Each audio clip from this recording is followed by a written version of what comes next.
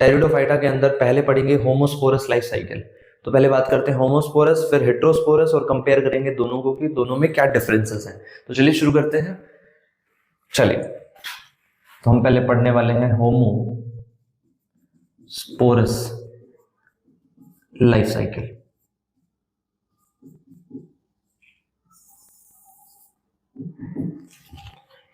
चलिए, तो पहले शुरू करेंगे homosporous life cycle. Homosporous life cycle में क्या देखने को मिलता है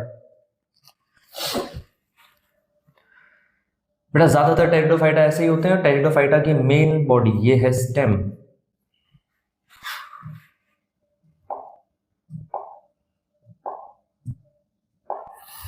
ये है स्टेम। इस स्टेम के ऊपर मान लीजिए ये लीफ जैसे स्ट्रक्चर होगा, और स्पेशल टाइप की लीव्स यहां देखने को मिलती हैं। इनको बोला जाता है स्पोरोफिल। ना स्पोरोफिल खास है क्यों? क्योंकि ये फोटोसिंथेसिस भी करती है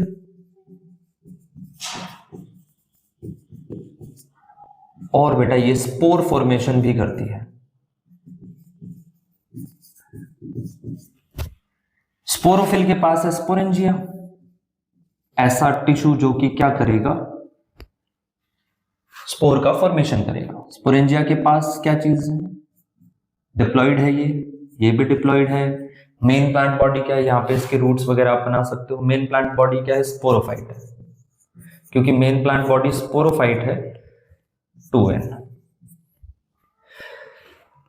तो स्पोरोफिल भी 2n, स्पोरेंजिया भी 2n। फोटोसिंथेसिस स्पोर फॉर्मेशन का काम है स्पोरोफिल का। अब बात करते हैं स्पोरेंजिया। स्पोरेंजिया के पास क्या है बेटा? स्पोर मदर सेल है। स्पोर मदर सेल 2n होती है। स्पोर मदर सेल 2n, क्योंकि अभी तक मियोसिस नहीं हुआ बेटा। जब ये spore mother cell meiosis perform करेगी तो यहां पे ये क्या प्रोड्यूस कर देगी? बहुत सारे स्पोर्स प्रोड्यूस कर देगी। ये जो स्पोर्स हैं ये सारे NC NC NC NC यानी हैप्लॉइड है, हैप्लॉइड कंटेंट ऑफ DNA रखते हैं। ये जो स्पोर्स हैं ये सारे के सारे सेम इन साइज हैं। All are same in size, सारे के सारे साइज में स्मॉल है। अब ये जो स्पोर्स आप यहां पे देख रहे हैं ये बाहर जाएंगे, यानी इनका होगा डिस्पर्जन। इनका होगा डिस्पर्जन। डिस्पर्जन के बाद में ये बाहर गिरे, मान लो ये यहां पे गिरे, और इनका होगा जर्मिनेशन। ओके, जर्मिनेशन के बाद बेटा यहां पे बनता है प्रोथैलस। इसको ऐसे समझो आप, ऐसे, और इसको मैं अगर ऐसे उठा के लेके आऊं तो ये कुछ हार्ट शेप ऐसा नजर आता है। ओके, नीचे वाली जो सरफेस होती है गैमेटोफाइट की, वेंट्रल सरफेस, ऊपर वाली बेटा डोर्सल सरफेस।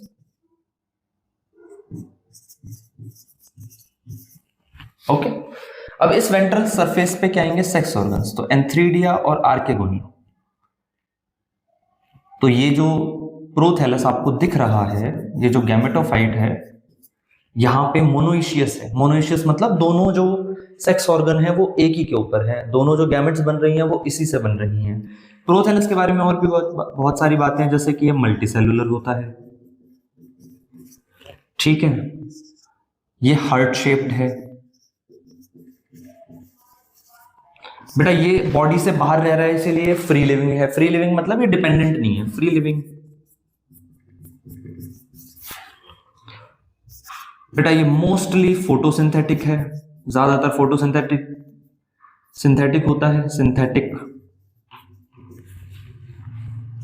कभी कभी सेप्रोफिटिक भी हो जाता है, लेकिन मोस्टली आप कह सकते हो कि ये फोटोसिंथेटिक है। आगे हम बात करते हैं शॉर्ट लिव्ड, थोड़े समय के लिए जिंदा रहता है as compare to sporophytic body, और इसके ऊपर सेक्स ऑर्गन्स आते हैं, ठीक है। चलिए जरा अब ये नीचे की तरफ, यानी ये जो सरफेस मैंने बनाई है जिसपे आप देख पा रहे हो एंथ्रीडिया और आर्केगोनिया, ये वेंट्रल सरफेस है। अब ये नीचे की तरफ बन रहे हैं, मतलब यहां अगर ड्रॉ करना चाहो तो ऐसा सा ड्रॉ कर सकते हो। नीचे की तरफ क्यों बन रहे हैं? क्योंकि देखो फर्टिलाइजेशन के लिए पानी चाहिए और पानी के साथ कांटेक्ट रखना पड़ेगा। अब इतना पानी नहीं है यहाँ पे कि ब्रायोफाइटा और एल्गी की तरह, एल्गी तो सारी ही पानी में डूबी है। ब्रायोफाइटा जो है उसके पास फिर भी ठीक ठाक पानी होता है, नमी ठीक ठाक होती है, इनके पास इतना ज्यादा नहीं होता है एज कम्पेयर टू देम। तो इन्हें नीचे की तरफ रखा जाता है ताकि पानी के साथ में कांटेक्ट ठीक ठाक बना रहे। चलिए आइए जरा वेंट्रल सरफेस पे ये दोनों हैं, ये एंथ्रीडिया और बेटा ये आर्के गोनिया। बेटा आर्के गोनिया के पास एग है और एंथ्रीडिया के पास में एंथीरोजोइड्स है। बेटा यहाँ के एंथीरोजोइड्स कैसे होते हैं? ऐसे स्पाइरल और मल्टी फ्लैजिलेटेड, शेप है स्पाइरल और इनके पास काफी सारे फ्लैजिला हैं यानी मल्टी फ्लैजिलेटेड है। ओके, तो पानी की मदद से इन दोनों का फर्टिलाइजेशन हो जाता है। बेटा ये चलकर जाते हैं, फ्लैजिला का काम क्या है कि एग तक मूव करके जाते हैं, तो इसे हम बोल देते हैं जूडियोगैमी। अगर पॉलन ट्यूब लेके जाती तो हम बोलते हैं सिफेनोगैमी। यहाँ पे जाइगोट का फॉर्मेशन हो गया है। एक बार मैं जाइगोट आपको बनाकर दिखा देता हूँ भाई। ये प्रोथैलस, ये आर्केगोनिया, यहाँ पे ये जाइगोट है, 2n है। ओके, अब एम्ब्रियोनिक डेवलपमेंट यहाँ पे देखने को मिलेगा। एम्ब्रियोनिक डेवलपमेंट यहाँ पे देखने को मिलेगा आपको। ये जो एम्ब्रियोनिक डेवलपमेंट है, जाइगोट जो है बनने के बाद यहाँ पे पूरी तरीके से ऐसे एम्ब्रियो बनना शुरू हो गया है। प्रोथैलस जो आपको दिख रहा है ये पहले से डिजनरेट हो जाता है, तो मैं इसको थोड़ा सा कम बना देता हूँ, छोटा बना देता हूँ। एम्ब्रियो को खाना खिलाने का काम भी यही करता है। आगे बात करते हैं। तो धीरे धीरे एम्ब्रियो जो है वो मेन प्लांट बॉडी बन जाएगा और यहां से लेकर यहां तक जो प्रोथैलस है वो रिड्यूस हो जाता है, या फिर आप कह दो कि डीजनरेट हो जाता है। यानी ऐसा मत समझना कि इस प्रोथैलस के ऊपर ही एम्ब्रियो डेवलप होकर स्पोरोफाइट गैमेटोफाइट के ऊपर आ गया, प्रोथैलस के ऊपर आ गया, डिपेंडेंट नहीं है यहां अगर आप एक चीज नोटिस करोगे ना, तो प्रोथैलस भाई, अगर आप नोटिस करोगे तो प्रोथैलस और ये जो मेन स्पोरोफिटिक बॉडी है ये एक दूसरे के ऊपर डिपेंडेंट नहीं है। तो अगर मैं बोलूं कि लाइफ साइकिल में फर्स्ट इंडिपेंडेंट कौन है, तो आप बोलोगे कि लाइफ साइकिल में सबसे पहले इंडिपेंडेंट अल्टरनेशन ऑफ जनरेशन यही देखने को मिलती है। अल्टरनेशन ऑफ जनरेशन यही देखने को मिलती है।